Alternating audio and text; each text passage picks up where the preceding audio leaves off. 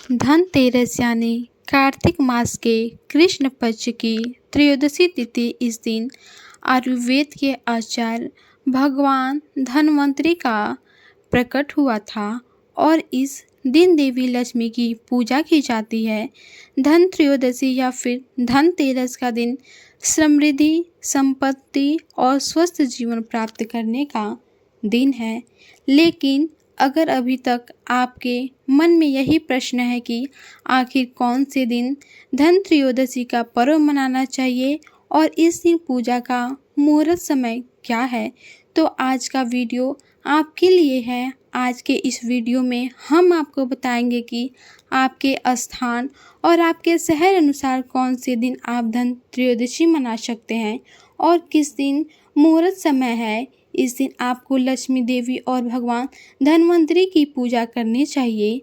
आज हम आपको यह भी बताएंगे कि इस बार की धन त्रयोदशी पर कुछ विशेष संयोग बन रहे हैं, वह कब हैं और किस समय हैं। आपको इस दिन कुछ शुभ वस्तुओं की खरीदारी करनी चाहिए। आइए अब हम आप देखते हैं कि इस वर्ष धनतेरस का पर्व कब आ रहा है और इस दिन भारत के विभिन्न शहरों में और विदेशों में भी लक्ष्मी पूजन का सुमुहूर्त कौन सा है।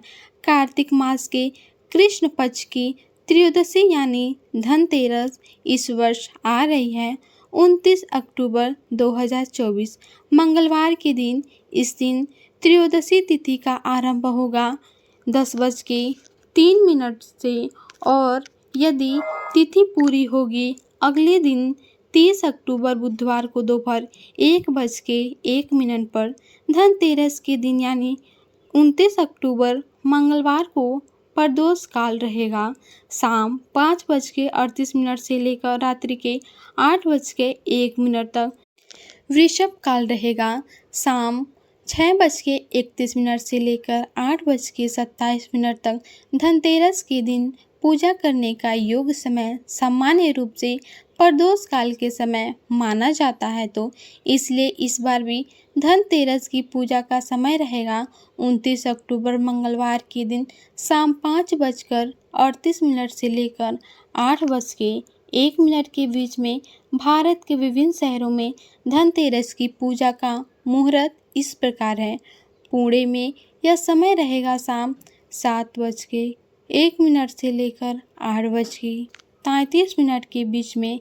चेन्नई में यह समय है शाम 6:04 से लेकर 8:11 तक। जयपुर का समय है शाम 6:04 से लेकर 8:20 तक। हैदराबाद का समय है शाम 6:45 से लेकर 8:15। गुड़गांव का समय है शाम 6:32 से लेकर 8:14 तक रहेगा। इस प्रकार आप जहां भी रहते हैं उसके आसपास के स्थानों के अनुसार और अपने स्वयं के स्थानों के समय अनुसार आप अपनी पूजा का मुहूर्त और समय निर्धारित कर सकते हैं। अब देखिए, धनतेरस का अर्थ केवल धन की देवी लक्ष्मी की पूजा से नहीं है, यह वह दिन भी है जब भगवान विष्णु के बाब अवतार भगवान धन्वंतरि का प्रादुर्भाव हुआ था। यह आयुर्वेद के महान आचार्य भगवान धन्वंतरि के स्वस्थ जीवन के लिए अमूल्य ज्ञान और ग्रंथ प्रदान किए थे।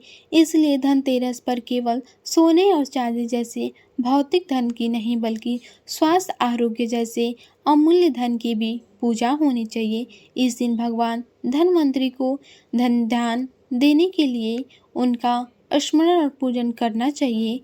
कई स्थानों पर धन त्रयोदशी पर कुछ खास वस्तुएं खरीदने की परंपरा है, जैसे कि सोना, चांदी, तांबे और पीतल के बर्तन, झाड़ू, पीले वस्त्र इत्यादि। वहीं कुछ स्थानों पर ऐसा कहा जाता है कि इस दिन धन को बाहर नहीं निकालना चाहिए क्योंकि यह धन के देवता की पूजा का समय है। अपनी परंपरा और स्थान के अनुसार आप इस दिन के नियमों का पालन कीजिए और देवी लक्ष्मी की पूजा करते समय इस बात का ध्यान रखें कि उनके आराध्य देव भगवान विष्णु हैं। जब भगवान विष्णु के साथ लक्ष्मी देवी को घर में बुलाया जाता है तो उनका अस्थायी वास उस घर में होता है।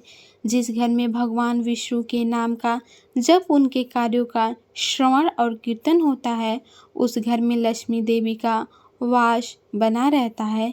इस धनतेरस पर लक्ष्मी देवी और कुबेर जी की पूजा के साथ साथ भगवान विष्णु को भी अपने घर परिवार और जीवन में आमंत्रित करना ना भूलें।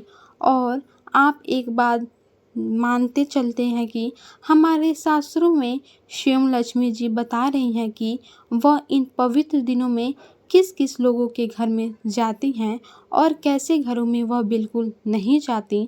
अगर आप यह जानना चाहते हैं तो नीचे कमेंट बॉक्स में लिखकर हमें ज़रूर बताएं। हम उसके ऊपर आपको एक नया वीडियो बनाकर लाएंगे। कई लोग धनतेरस और दीपावली पर लक्ष्मी देवी के साथ गणेश जी की पूजा करते हैं, जो कि सर्वथा अनुचित है। संभवतः इसकी वचन यह सोच हो सकती है कि लक्ष्मी देवी धन प्रदान करेंगी और गणेश जी विघ्नों का नाश करने, लेकिन लक्ष्मी देवी की पूजा जब उनके पति भगवान नारायण के साथ की जाती है तो भगवान नारायण स्वयं सभी अमंगल का नाश कर देते हैं और लक्ष्मी देवी भी इससे अधिक प्रसन्न होती हैं। शास्त्रों में वर्णित नियमों का पालन करते हुए ही देवी देवताओं की पूजा अर्चना करनी चाहिए। यदि आप इस धनतेरस की संपूर्ण विधि जानना चाहते हैं तो हमने इसके ऊपर भी वीडियो बना सकते हैं, आप सुनिएगा, जिसका लिंक मैं डिस्क्रिप्शन बॉक्स में दे दूँगी। अगर मेरा ये वीडियो अच्छा लगा हो तो हमारे चैनल को सब्सक्राइब ज़रूर कर दीजिएगा।